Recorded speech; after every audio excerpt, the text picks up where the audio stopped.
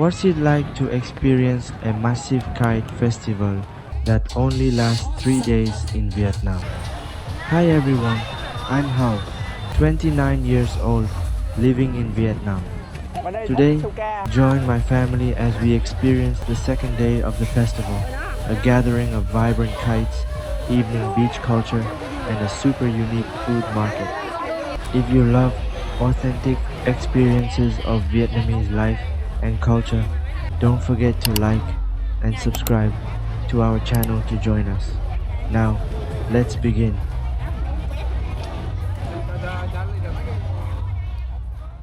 This kite festival in Vietnam only lasts for 3 days, folks. Today is the second day, right in the middle of the peak season, and there's still one more day tomorrow. Because the festival is so short, the crowds are incredibly huge. Motorcycles and cars are bumper to bumper, crammed onto the road heading towards the sea. There's a rather interesting aspect of Vietnamese transportation culture that foreigners are curious about: the versatility of motorcycles. Amidst the crowds of the festival season, the sound of engines and boisterous laughter creates a very distinctive soundscape of Vietnamese cities, noisy but full of life, not at all stifling.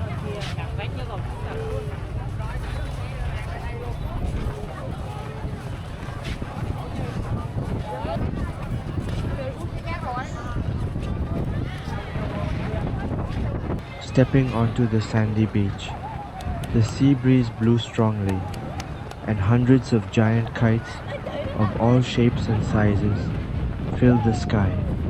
Our 12-month-old daughter, Poni, was probably seeing these huge, colorful sky monsters for the first time in her life. Seeing her eyes widen with excitement, her arms and legs flailing, all the fatigue from the traffic jam vanished. My mother-in-law and my wife took the opportunity to snap some commemorative photos. Bà nậu ra này. Chụp bên đây thôi. Bên đây ơi. Bà bố nhìn đây bà bố.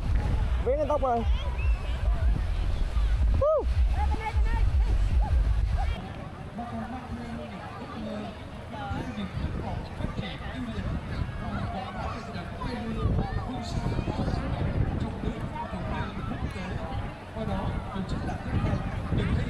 Many people think kite flying is a children's game, but in Vietnam, giant kites are an art form and a symbol of the yearning for freedom.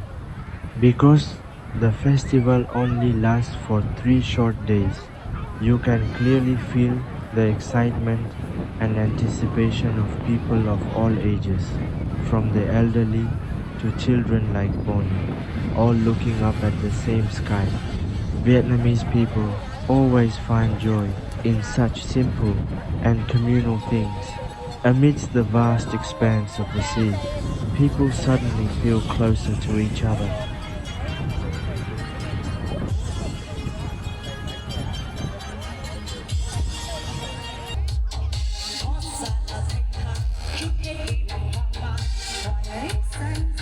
Walking along the beach, what I liked most was the free and energetic atmosphere. Some people were swimming, some were playing on the sand, some were doing sports, and others were just sitting quietly watching kites and gazing at the sea.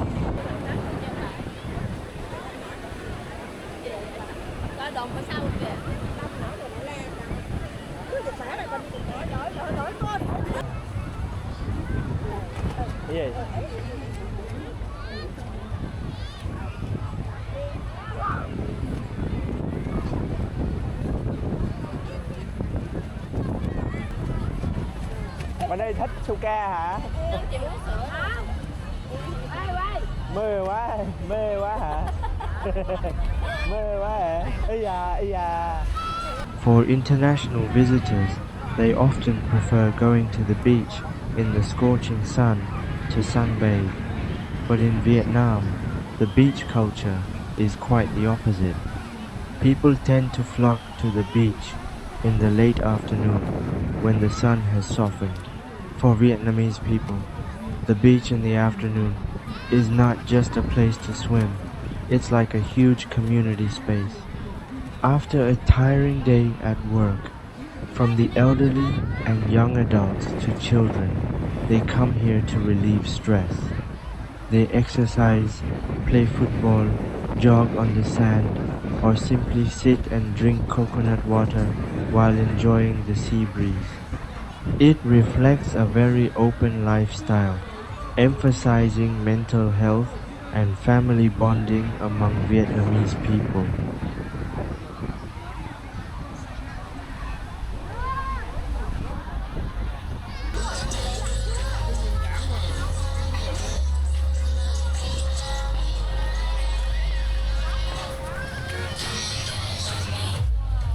After a tiring stroll along the beach, our family returned to shore and visited the food market. It was very crowded and resembled a miniature culinary map of Vietnam, with specialties from north to south, all gathered there. Poni ơi.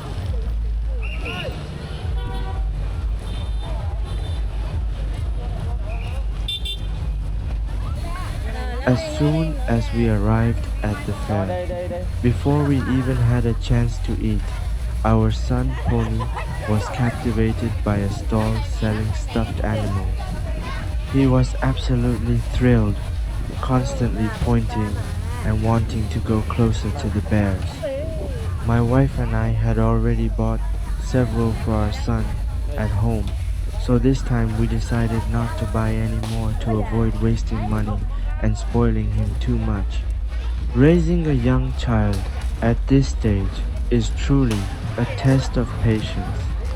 It's heartbreaking to see him so happy and not buy what he wants.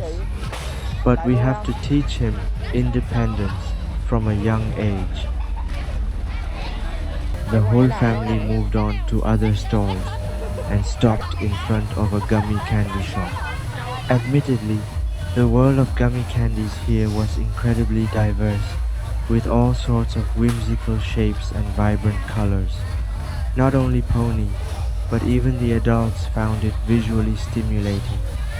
So the whole family gathered together, choosing a few of the most eye-catching gummy candies to enjoy later at home.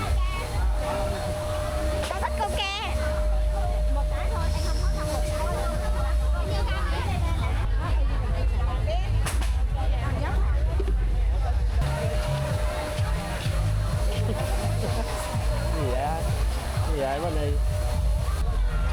Cái này 25. Tính tiền em.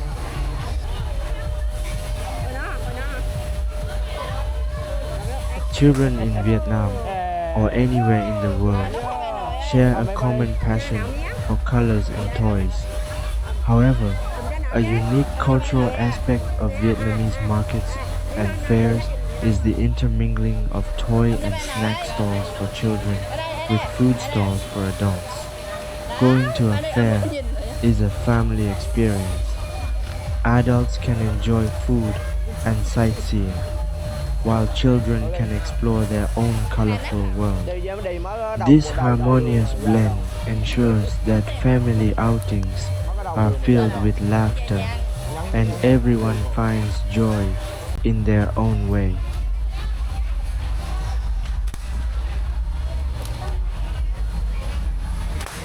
Leaving the marshmallow stall, our whole family was immediately drawn to the mouth-watering aroma emanating from the chestnut stand. They were roasting and drying chestnuts with salt right there on the spot, the steam rising in thick plumes, incredibly tempting.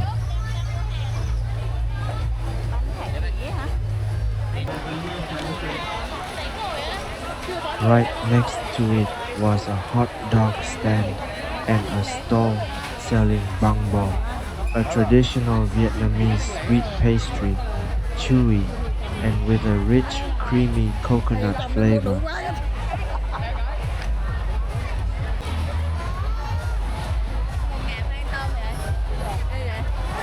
But that's not all.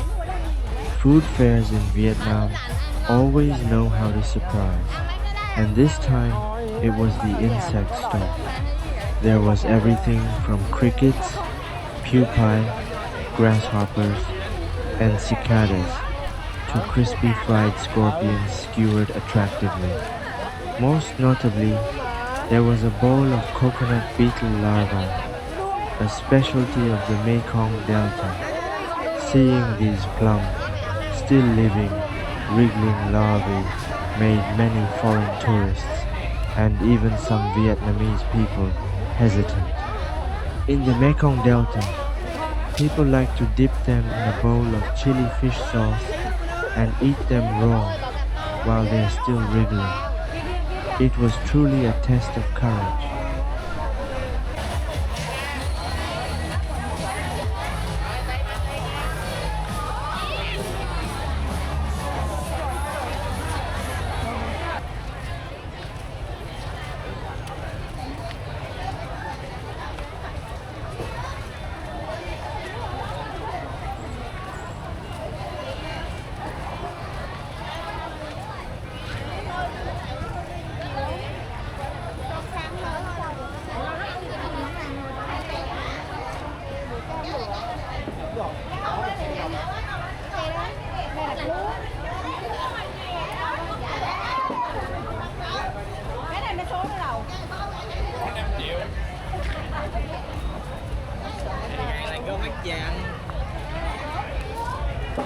The further we went inside, the more crowded and bustling the shopping and dining areas became.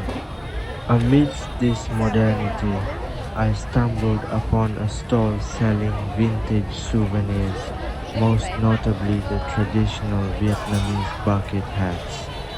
For Vietnamese people, this hat holds significant historical meaning as it is associated with the image of Vietnamese soldiers and troops from the past during the resistance wars.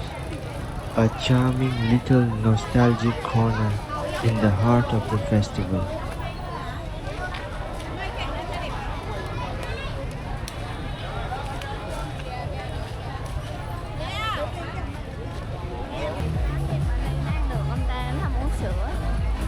Since the whole family hadn't eaten anything since we left in the afternoon, my husband and I decided to go find something to eat for dinner.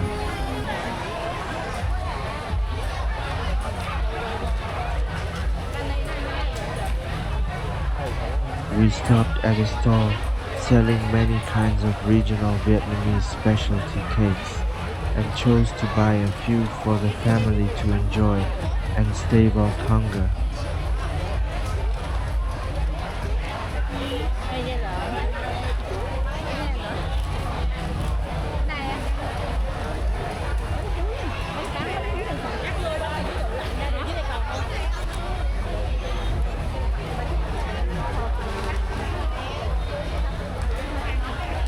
Around here, there were all kinds of food, from noodles and grilled skewers to various salads. We stopped by a few stalls selling Korean fish cakes and grilled sausages to watch them prepare them live at the counter and bought a few skewers to try. It's a fact that food prices at these kinds of fairs are always significantly higher than outside. For example, a skewer here costs almost as much as a bowl of pho at a regular street stall. From a consumer's perspective, many people would find this expensive, but from a business perspective, it's perfectly reasonable. To secure a selling spot, vendors have to pay a very high rental fee to the organizers, not to mention transportation and short-term operating costs. Therefore, this price is a trade-off for convenience, the lively festive atmosphere, and the opportunity to reach tens of thousands of customers at once.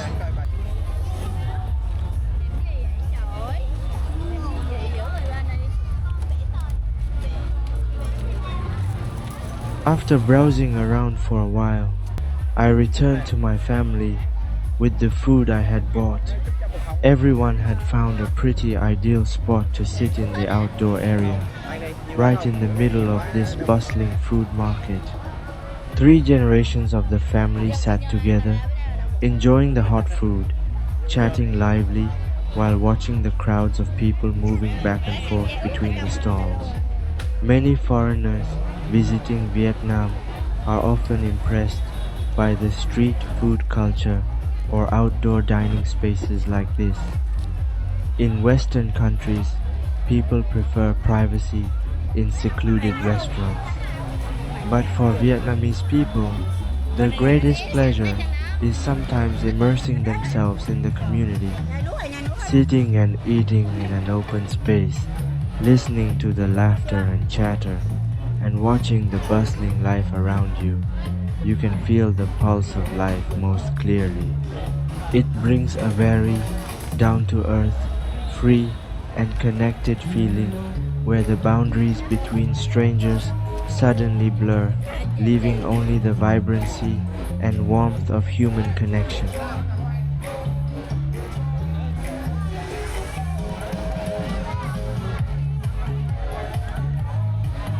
After finishing our meal, it was already late and our family started heading home.